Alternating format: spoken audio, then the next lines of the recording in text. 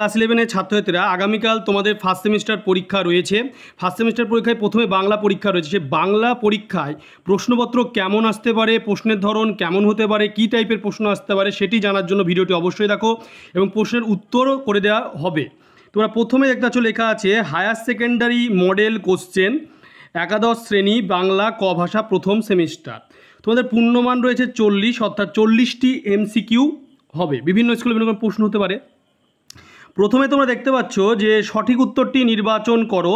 প্রথম যে প্রশ্নটি রয়েছে এক দাগে, পুঁই পাতায় জড়ানো দ্রব্যটি ছিল চিংড়ি মাছ, কুচো মাছ, লোটে মাছ, খলসে মাছ। চারটি অপশান রয়েছে, এরকমই চারটি অপশান থাকবে এবং তোমাদের একটা ওএমআর সিট দেওয়া থাকবে যেখানে একের ক খ গ ঘ করা থাকবে, যেটি উত্তর হবে সেইটিকে গোল করতে হবে তোমাদের। তো এখানে প্রথম প্রশ্নটির উত্তর কি হতে পারে? প্রথম প্রশ্নের উত্তর হবে তোমার চিংড়ি মাছ। এরপরে নেক্সট যে দুই দাগে প্রশ্ন রয়েছে, সহায় হরির স্ত্রীর নাম ছিল, চারটে অপশান থাকছে, সম্পূর্ণা, ত্রিপর্ণা, নিমপূর্ণা, অন্নপূর্ণা। চারটে অপশান রয়েছে। তো সম্পূর্ণা, ত্রিপর্ণা, নিমপূর্ণা, অন্নপূর্ণা, এই চারটে অপশানের মধ্যে উত্তর কোনটি হবে? উত্তর হবে অন্নপূর্ণা। অর্থাৎ তোমাদের ওএমআর সিটে ঘটিকে, তোমাদের ঘ যে দাগটি থাকবে সেখানে গোল করে বৃত্তটিকে ভরাট করতে হবে। এরপরে তিন দাগে প্রশ্ন রয়েছে, যত পাথুরে বোকা সব মরতে আসে আমার ঘাড়ে। পাথুরে বোকা কথাটির অর্থ কী? এখানে কিছু অর্থ চাইছে, এখানে কোনো চরিত্রের নাম চাওয়া হচ্ছে, এইভাবে প্রশ্নগুলি যাচ্ছে তোমরা দেখতে পাচ্ছ। তো প্রথমে যে পাথরের মতো বোকা, পাথরের মতো শক্ত, যুগ যুগ ধরে মেয়েরা পুরুষের অত্যাচার নীরবে সহ্য করে আসছে, যার মাথা পাথরের মতো নিরেট, বোঝালেও বোঝে না। পাথরে বোকা মানে নিরেট টাইপ জাতীয় বা এরকম বোঝানো হয়, বা বোকা টাইপের। তো প্রশ্নটির উত্তর হবে তোমার ঘ। এরপরে নেক্সট যে প্রশ্ন হচ্ছে, খেন্তির হাতে সেফটি পিনটার বয়স খুঁজতে গেলে কোন যুগে গিয়ে পড়তে হয়? অতি প্রাচীন যুগে, প্রাগৈতিহাসিক যুগে, প্রত্নতাত্ত্বিক যুগে, না প্রাচীন যুগে? চারটে অপশান রয়েছে। এই চারটে অপশানের ভেতরে উত্তরটি হবে তোমার প্রাগৈতিহাসিক যুগ, অর্থাৎ খ দাগটিকে তোমাকে গোল বৃত্তটি ভরাট করতে হবে। পাঁচ দাগে প্রশ্ন রয়েছে, বরজ পাতার বন থেকে 15-16 সের ভারী মেটে আলু তুলেছিল। এখানে কিন্তু কে তুলেছিল? কোনো একটা উক্তি দেওয়া হচ্ছে, উক্তিটি কার? এই ধরনের কিন্তু প্রশ্ন বা এই টাইপের প্রশ্ন কিন্তু প্রথমে দেওয়া হচ্ছে বিবৃতি ধরে ধরে। তো এই প্রশ্নের উত্তর কোনটি হতে পারে? এখানে চারটে অপশন রয়েছে, রাধি, খেন্তি, সহায় হরি, দুর্গা। চারটে অপশন রয়েছে পাঁচ দাগে। পাঁচ দাগে প্রশ্ন উত্তর হবে সহায় হরি। এরপরে নেক্সট যে প্রশ্ন রয়েছে, এ সংসারে ক্ষীর, সর, দুগ্ধ, দধি, মৎস্য, মাংস সকলই তোমরা খাইবে, আমরা কিছু পাইব না কেন? উক্তিটি কার? এটা বিড়াল থেকে নেওয়া হয়েছে, বিড়াল প্রবন্ধ। প্রসন্ন গোয়ালিনীর, বিড়ালের, কমলাকান্তের, না উকিলে? চারটে অপশান রয়েছে ছয় দাগে। ছয় দাগের প্রশ্নের উত্তরটি হবে বিড়ালের। সাত দাগে প্রশ্ন রয়েছে যে অধর্ম চোরের নহে, অধর্ম তাহলে কার? দরিদ্র মানুষের, না জমিদারের, না কৃপণধনী, না কমলাকান্তের? এই চারটি অপশান রয়েছে। তাহলে কী করা হচ্ছে? এখানে উক্তি ধরে তোলা হচ্ছে, কোনো জায়গায় চরিত্র ধরা হচ্ছে, কোনো জায়গায় উক্তি ধরে ধরে কিন্তু বলা হচ্ছে। তাহলে এখানে উত্তর কোনটি হবে? চারটে অপশানের ভেতরে সাত দাগের প্রশ্ন উত্তর হবে গ, কৃপণধনীর।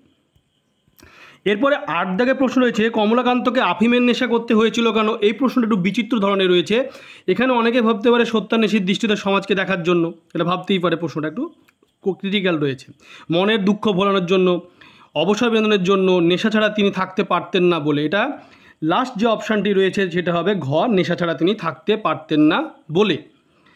পাঁচ দাগে নয় দাগে প্রশ্ন হচ্ছে, বিদ্যাসাগর তুমি বিখ্যাত ভারতে। ভারতে এই যে একটা কবিতা লাইনের সঙ্গে মিলিয়ে চলে এসেছে, পুরাণে, ইতিহাসে, সমাজে, ভারতে। তো এখানে লাইনটা কবিতার সঙ্গে মিলিয়ে দেওয়া হয়েছে, অর্থাৎ ভারতে এই টাইপের প্রশ্নটি এসেছে। অমৃত ফল কে যোগায়? জমিদার, মহাজন, দীর্ঘশির, তরুদল, কৃষক। যখনই মনে হচ্ছে অমৃত ফল কে যোগায়, ফলের কথা আসছে, হয়তো মনে হচ্ছে জমিদার, মনে হচ্ছে মহাজন, মনে হচ্ছে কৃষক, এরকম টাইপের পিকুলার বা একটা বিচিত্র ধরনের প্রশ্ন দেওয়া হচ্ছে। তো এখানে প্রশ্ন উত্তর হবে দীর্ঘশির, তরু, দল। 10 দাগের প্রশ্ন উত্তর হবে। এরপর হচ্ছে, কার মধ্যে সকল কালের কেতাব, সকল কালের জ্ঞান রয়েছে? মন্দিরের মধ্যে, অর্থভাণ্ডারের মধ্যে, ভালোবাসার মধ্যে, না মানুষের মধ্যে? চারটি অপশান রয়েছে 11 দাগে। 11 দাগের প্রশ্ন উত্তরটি কোনটি হবে? 11 দাগের প্রশ্ন উত্তর হবে কিন্তু মানুষের মধ্যে। এরপরে 12 দাগের প্রশ্ন হচ্ছে, সাম্যবাদী কবিতায় শাক্যমুনিকে মানুষের মহাবেদনার ডাক শুনে রাজ্য ত্যাগ করতে দেখা যায়, এই শাক্যমুনির প্রকৃত নাম কি? গৌতম বুদ্ধ, কিন্তু তার প্রকৃত নাম ছিল সিদ্ধার্থ। অর্থাৎ এখানে কী হবে? চারটে অপশানের ভেতরে উত্তরটি হবে সিদ্ধার্থ। ডানাওয়ালা বুড়োকে দেখে পেলায়ও এলিসান্দার মনে হয়েছিল দেবদূত, ডুবোজাহাজের নাবিক, ন্যাকড়া কুড়ুনি, সৈনিক। এই চারটি অপশানের ভেতরে উত্তর হবে কিন্তু ডুবোজাহাজের নাবিক। এরপরে 4টে অপশনের পরে 14 দাগে দেখতেছ বুড়োকে বারদরিয়ায় ছেড়ে আসা হবে, ভেলায় চাপিয়ে, জাহাজে চাপিয়ে, নৌকায় চাপিয়ে, উড়োজাহাজে চাপিয়ে। 4টে অপশান রয়েছে 14 দাগে। 14 দাগে প্রশ্নের উত্তরটি কিন্তু হবে ক, ভেলায় চাপিয়ে। এরপরে 15 দাগে প্রশ্ন হচ্ছে কবিকে ওরা ভয় পায় যখন গান যুদ্ধে শস্ত্র হয়ে ওঠে, কবি নিশ্চুপ থাকেন, কবিতা ফুলের মতো ফোটে, না কবি যুদ্ধে সামিল হন। এই 4টে অপশনের ভেতরে উত্তর হবে গান যুদ্ধে শস্ত্র হয়ে ওঠে। 15 দাগের প্রশ্নের উত্তরটি হবে। এরপরে 16 দাগে রয়েছে ফাঁসির মঞ্চে মিলিয়ে যাচ্ছে মাটিতে, উদ্ধৃতাংশের মধ্যে দিয়ে যা বোঝানো হয়েছে, উক্তি, কোনো চরিত্র, কোনো উদ্ধৃতাংশ, এই ধরনের কিন্তু প্রশ্নগুলো দেওয়া হচ্ছে। তো অত্যাচারের অবসান, শাসকের শুভবুদ্ধির উদয়, নতুন শাসকের জন্ম, না এক সব পেয়েছি দেশের কল্পনা। 16 দাগের প্রশ্নের উত্তর কিন্তু হবে অত্যাচারের অবসান। 17 দাগের প্রশ্ন ভারতে প্রচলিত দ্রাবিড় ভাষা বংশের একটি প্রধান ভাষা, এবার ভাষা মানে থেকে প্রশ্ন শুরু হচ্ছে। গুজরাটি, উড়িয়া, নাগা, তামিল, 4টে অপশান রয়েছে। 17 দাগের প্রশ্নের উত্তর কিন্তু হবে তামিল। এরপরে প্রশ্ন রয়েছে যে 18 দাগে ওরাও উপজাতির ভাষা, তো ভাষা থেকে প্রশ্ন আসছে এবার যে বাংলা, কুরুক, না ঝাড়খণ্ডী, না তামিল, ওরাও উপজাতির কী ভাষা ছিল। এই 4টে অপশনের ভেতরে উত্তর হবে কিন্তু কুরুক। এরপরে রয়েছে মধ্য ভারতীয় আর্য ভাষার অপর নাম কি, ছান্দোস, প্রাকৃত, সংস্কৃত, না অবধি। এই 19 দাগের প্রশ্ন রয়েছে। 19 দাগের প্রশ্নের কিন্তু উত্তর হবে প্রাকৃত, খ।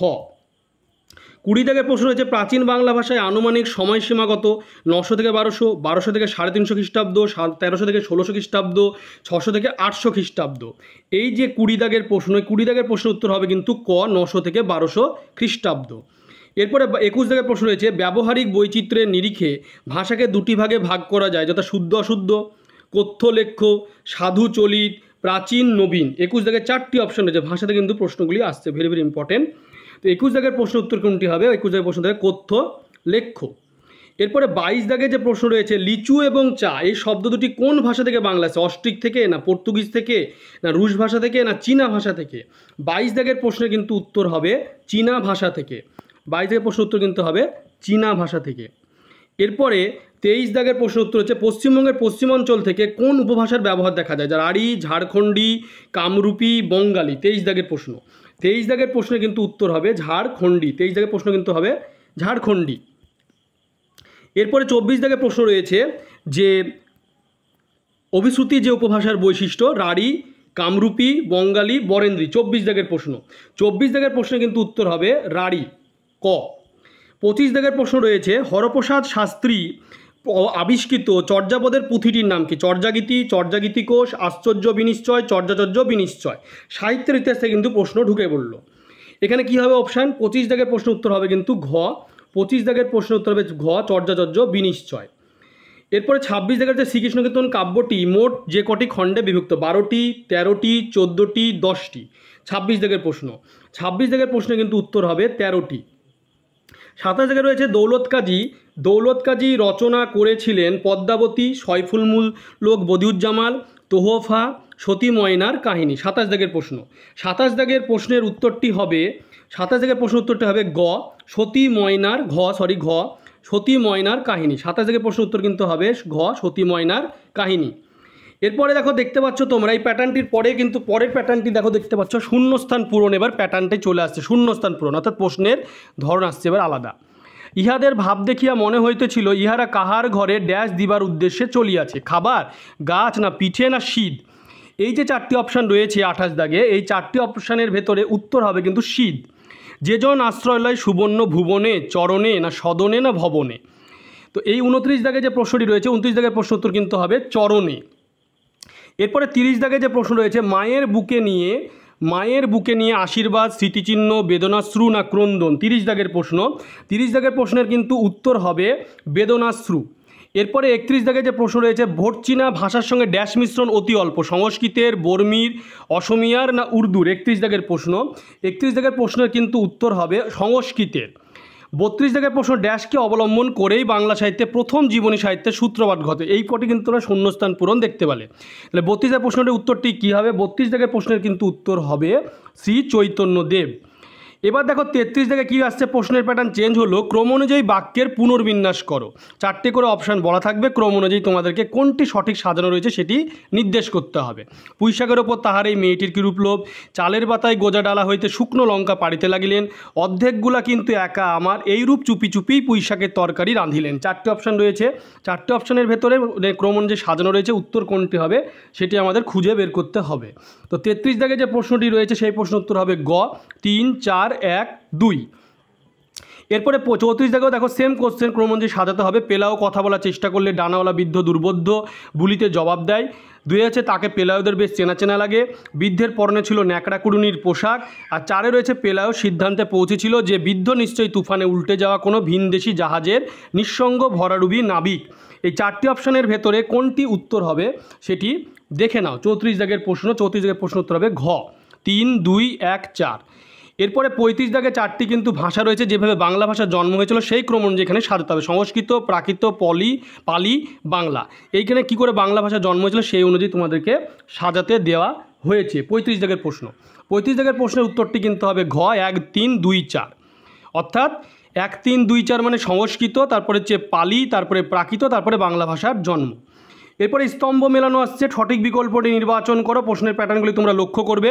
বেশি মিষ্টি খেতে পারে না, পিঠে খেতে ভালোবাসে, খেন্তির বিয়ে হয়, অন্নপূর্ণার মতে পুঁইশাক পুঁততে হয়। এর সঙ্গে কিন্তু ক্ষয় স্তম্ভে যে অপশানগুলি রয়েছে সেগুলি মিলাতে হবে।